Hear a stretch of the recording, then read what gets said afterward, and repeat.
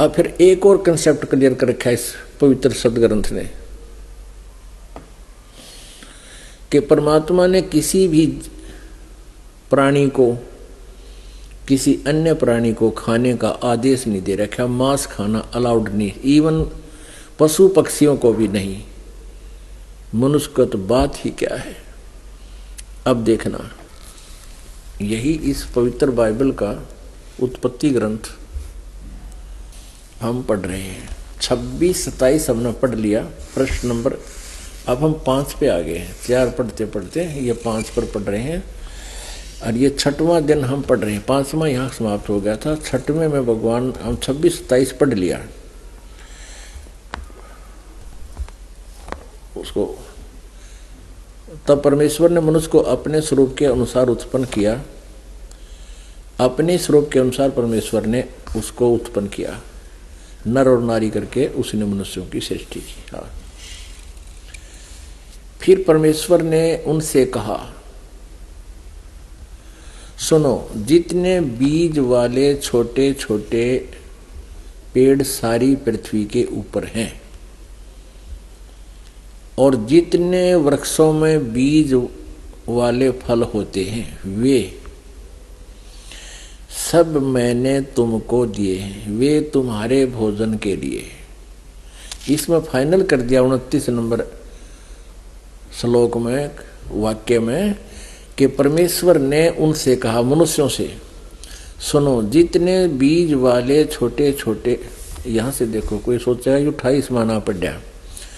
और परमेश्वर ने उनको आशीष दी और कहा, और उनसे कहा कि फूलो फलो, मनुष्यों को पृथ्वी में भर जाओ और उसको अपने वश में कर लो और समुद्र की मछलियों और आकाश के पक्षियों और पृथ्वी पर रेंगने वाले सब जंतुओं पर अधिकार रखो। यानी उनका, तुम उनसे बुद्धिमान बने रहो, उनका कंट्रोल रखो। जैसे हाथी, शेर, रीछ, भालू सर्कस में बांध कर उनको नचाने लगे मनुष्य, खाने को नहीं कहा। फिर परमेश्वर ने उनसे कहा, तुम सुनो, जितने बीज वाले छोटे छोटे पेड़ सारी पृथ्वी के ऊपर हैं और जितने वृक्षों में बीज वाले फल होते हैं वे सब मैंने तुमको दिए हैं, वे तुम्हारे भोजन के लिए। ठीक है। अब आगे देखो 30 में,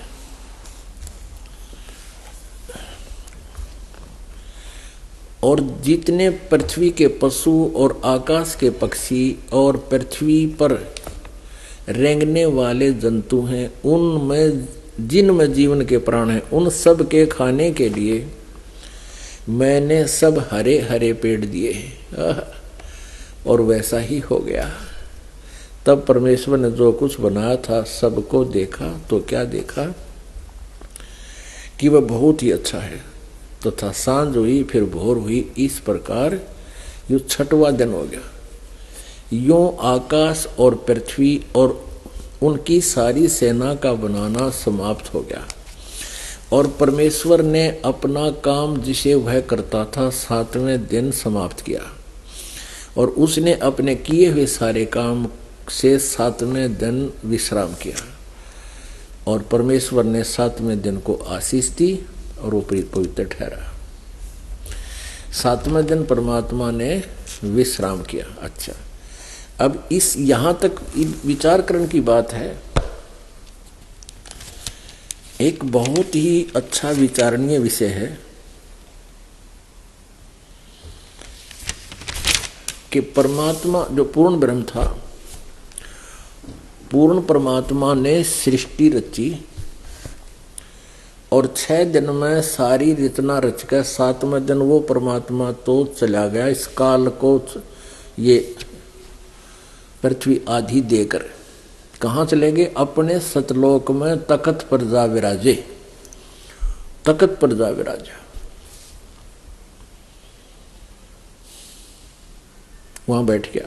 अब इससे आगे जो भी पवित्र बाइबल में यदि कहीं पर कोई मांस खाने का आदेश है तो पूर्ण परमात्मा का नहीं है, वो किसी अन्य देवता का, फरिश्ते का, पितर का या भूत का आदेश है। तो वो आदेश मान कर यदि किसी ने गलती कर दी तो परमात्मा का विधान खंडित हो गया। जैसे एक व्यक्ति का एक दरोगा जी थानेदार मित्र था, और उस व्यक्ति ने एक दिन अपने दरोगा मित्र से कहा कि मेरा एक पड़ोसी मुझसे बहुत लड़ाई झगड़ा रखता है, मुझे बहुत परेशान रखता है, उसका कुछ प्रबंध करो। एसएचओ ने कहा कि जा उसका मार लठ और माप देख लूंगा। आदेश पाकर अपने मित्र एसएचओ अधिकारी का उस व्यक्ति ने आकर अपने पड़ोसी अपने शत्रु का लठ मार दिया। लठ लगने से, उसकी लाठी लगने से उसकी मृत्यु होगी।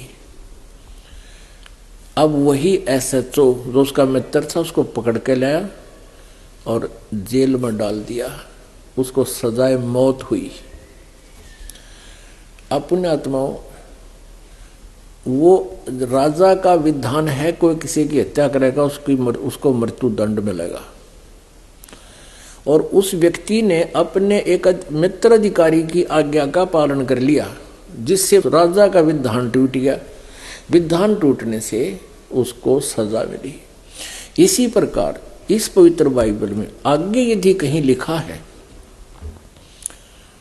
मांस खाओ, इसमें ऐसा भी लिखा है ऐसे खुरों वालों का मांस खाओ, ऐसे वालों का नहीं खाओ, ऐसा लिखा है इसके अंदर। लेकिन वो परमात्मा का विधान नहीं, वो किसी फरिश्ते का यानी किसी देवता का आदेश है, अन्य देवता का,